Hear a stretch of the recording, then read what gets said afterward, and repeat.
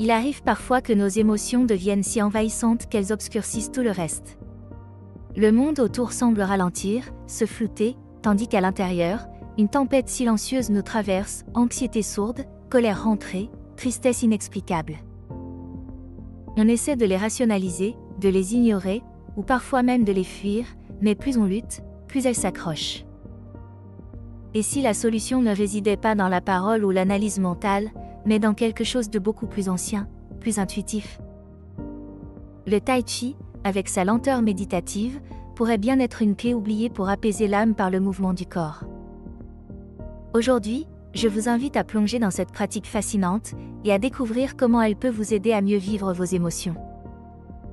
Ce que nous ressentons ne reste jamais enfermé dans l'esprit, chaque émotion, qu'on le veuille ou non, prend racine dans le corps.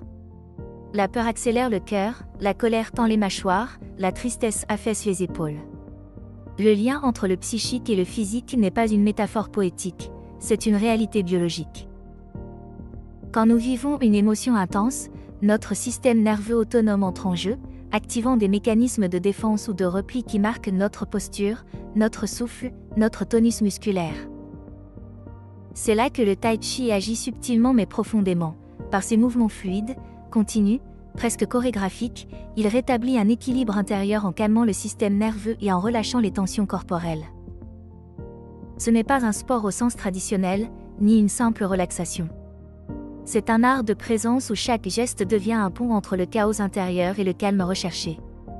L'attention que l'on porte aux sensations, à l'équilibre, au souffle, crée un espace de sécurité à l'intérieur de soi.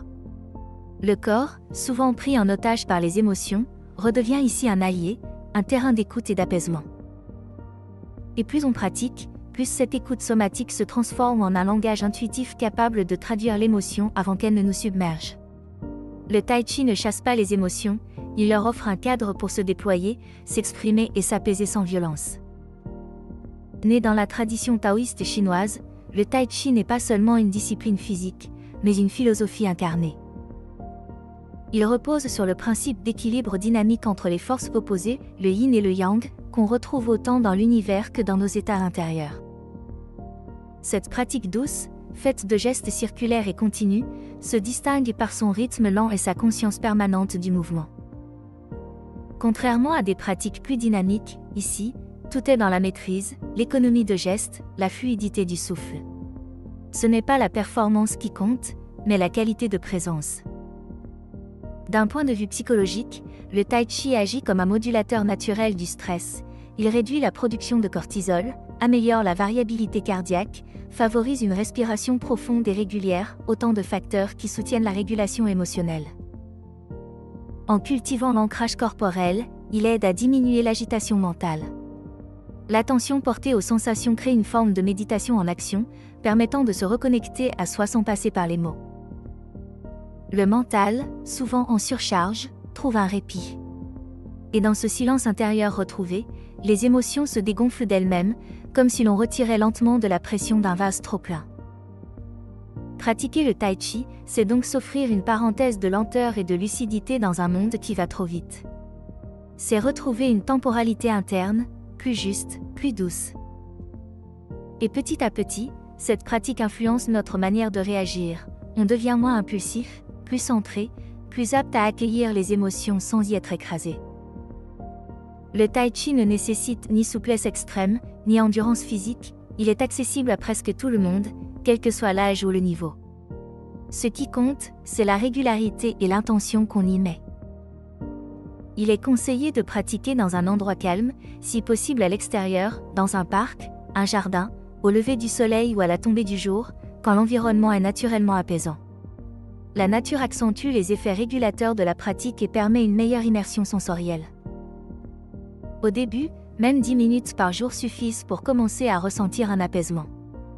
L'important n'est pas la durée, mais la qualité de l'attention. Vous pouvez suivre un cours en ligne, rejoindre un groupe local, ou même apprendre quelques séquences simples que vous répétez en pleine conscience. Avec le temps, ces moments de mouvement deviennent des rituels, des bulles de calme dans le quotidien. Et plus ces bulles se multiplient, plus le cerveau apprend à sortir de la réaction automatique pour entrer dans une forme de réponse consciente aux émotions. C'est dans cette constance que le Tai Chi révèle sa vraie richesse.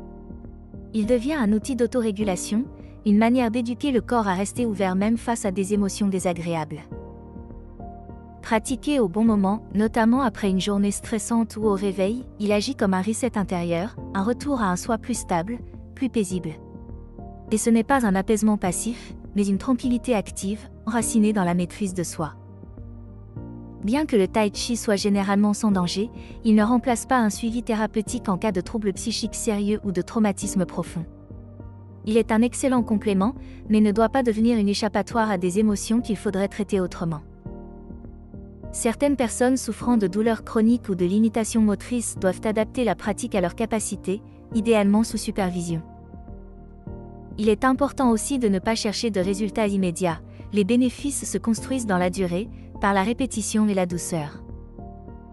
Le Tai Chi, en apparence si simple, est en réalité un art puissant de transformation intérieure. Il nous apprend à ralentir, à ressentir, à respirer avec plus de profondeur, à écouter le langage silencieux de notre corps. Il ne promet pas une vie sans émotions, mais une manière plus juste, plus vivante de les traverser. En reprenant contact avec notre dimension physique, ils n'auront aussi à notre humanité sensible. Et dans un monde qui valorise la vitesse, cette lenteur choisie est un véritable acte de liberté. Merci d'avoir regardé cette vidéo jusqu'au bout. Si vous avez trouvé ces réflexions utiles ou inspirantes, je vous invite à vous abonner à la chaîne, à activer la cloche pour ne manquer aucun contenu à venir, et à partager cette vidéo avec quelqu'un qui, peut-être, a lui aussi besoin de réapprendre à respirer avec le cœur.